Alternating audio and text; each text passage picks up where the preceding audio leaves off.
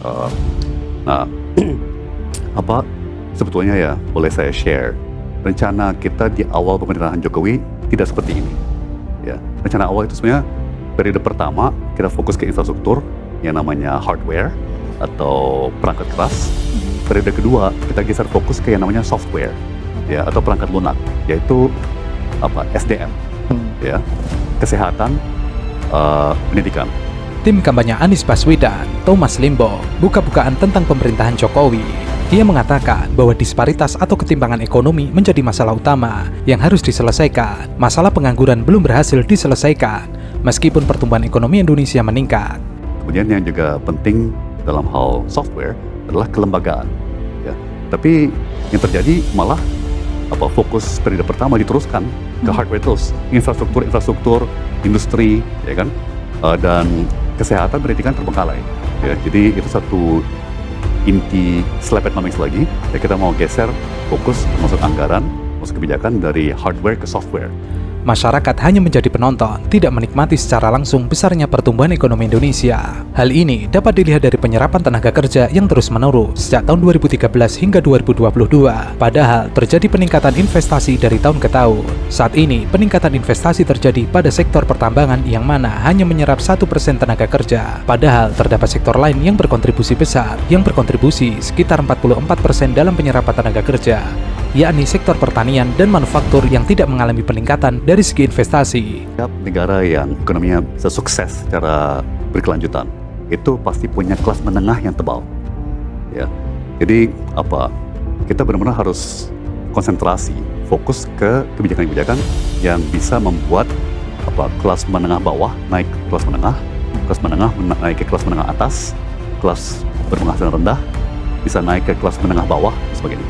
Itu sebenarnya harus menjadi fokus perhatian. Ya, dan ini selama ini itu solusinya bukan investasi, ya kan? Banyak investasi yang kita kejar itu ke pabrik, ya kan, ke smelter. Ya. Permasalahan ini yang ingin diubah oleh Anies Baswedan agar peningkatan investasi dilakukan pada sektor yang berkontribusi terhadap penyerapan tenaga kerja. Kemudian, ketimpangan kualitas SDM antar daerah menjadi masalah kedua yang berpengaruh terhadap ekonomi Indonesia. Menurutnya, peningkatan infrastruktur yang terjadi tidak sesuai dengan kualitas layanan dikarenakan kualitas SDM yang tidak merata antar daerah. Untuk itu, perlu diluruskan beberapa paradigma agar menghadirkan satu kemakmuran bahwa sudah saatnya Anies Baswedan memimpin Indonesia. Karena Anies bisa menjadi antitesa Jokowi. Jokowi dianggap hanya berfokus pada hasil, sehingga merusak tatanan yang sudah dibangun oleh pemerintah sebelumnya. Sementara begini, Pak Anies sudah berkali-kali mengatakan pandangan bahwa kekuatan utama kita, aset utama kita adalah sumber daya alam. Itu perspektif yang sangat kolonial. Ya, sumber daya kekuatan atau aset utama kita adalah manusia kita, ya, warga kita.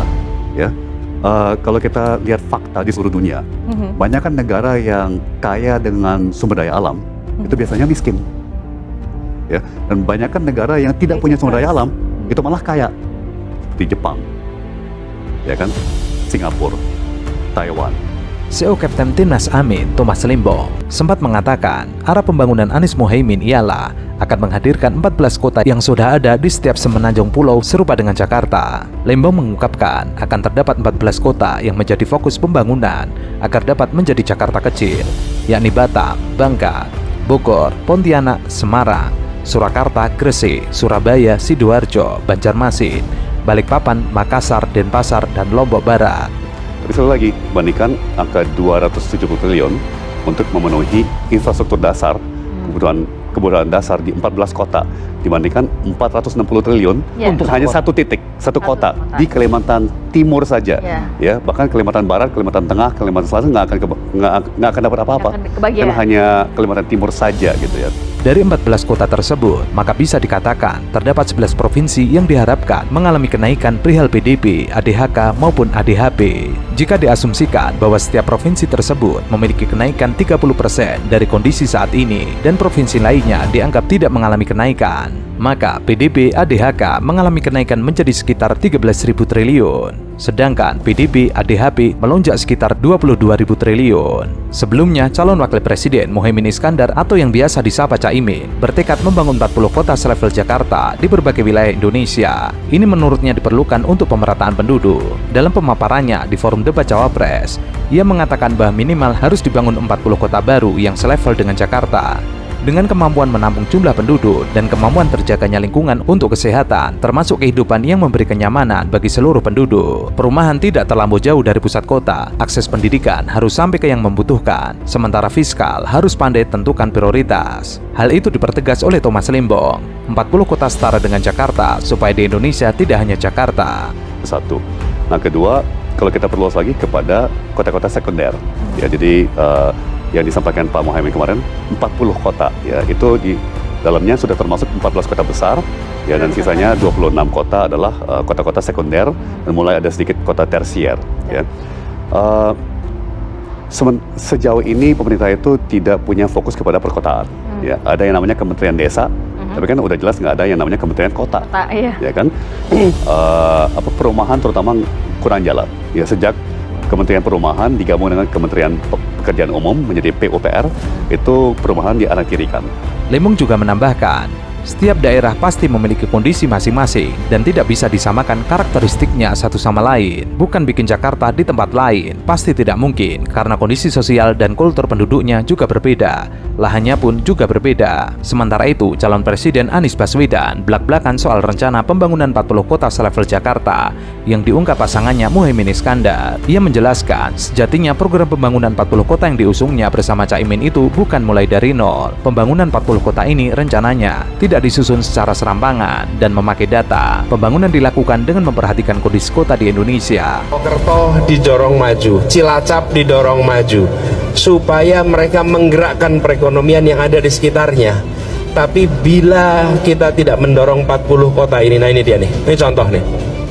Jadi 40 kota ini sebagai pusat kebutuhan, ini bukan kota-kota yang nol. Lain dengan membuat IKN itu lahan kosong dibangun kota. Kalau ini kota yang didorong kemajuannya. Ia mengatakan memiliki data tentang kondisi ekonomi kota-kota di Indonesia yang berbeda-beda dan cenderung timpang. Anies memiliki data tentang PDRB tiap-tiap kota se-Indonesia dan menemukan ketimpangan. Ia mengatakan Jakarta menjadi kota yang memiliki PDRB paling tinggi, sedangkan kota lainnya lebih kecil, apalagi yang berlokasi semakin jauh dari Jakarta, seperti di kawasan timur Indonesia. Untuk itu, strategi yang diperlukan ke depan adalah dengan meningkatkan kota-kota yang sekarang sudah ada menjadi kota yang mempunyai kemampuan dan kegiatan ekonomi lebih tinggi. Maka perlunya dibangun fasilitas, transportasi umum, infrastruktur kegiatan usaha. Jadi yang disampaikan Gus Imin itu ada dasarnya. Ini loh dasarnya nih. Dengan demikian, kota-kota ini akan menjadi penggerak perekonomian di wilayahnya. Selama kita tidak mendorong kemajuan itu lewat kota-kota, kita tidak menggerakkan. Semua hasil pertanian diserap oleh kawasan urban. Hari ini 57% penduduk Indonesia tinggal di perkotaan. Di tahun 2050 75% penduduk Indonesia tinggal di perkotaan. Bila kita tidak membangun, mengupgrade ya kota-kota kita ini, 40-an kota, maka kita akan mengalami problem yang sama seperti di Surabaya. Jadi apa yang dikatakan Gus Imin kemarin itu sahih berdasarkan studi, bukan imajinasi dan bukan selera. Dengan pembangunan itu, 40 kota tersebut menjadi naik kelas. Misalnya di Jawa Tengah, selama ini kota yang paling besar adalah kota Semarang. Nantinya kota-kota lain perlu ditingkatkan. Program pembangunan kota tersebut bukan membangun dari nol, tetapi mengembangkan kota-kota yang sudah ada menjadi besar dan mampu menggerakkan perekonomian di sekitarnya. Ya kan, yang menjadi fokus utama adalah infrastruktur, terutama yang mercusuar, jalan tol, ya kan, bandara,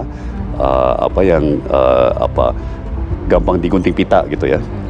Sementara yang disampaikan Pak Muhaimin kemarin, ya, itu misalnya kita menganggap gedung sekolah itu juga infrastruktur, ya kan, gedung puskesmas itu juga infrastruktur, gudang petani, gudang nelayan juga infrastruktur. Yang selama ini tidak dilihat. Persis, karena memang orang harus milih, ya, nggak bisa semuanya dibeli.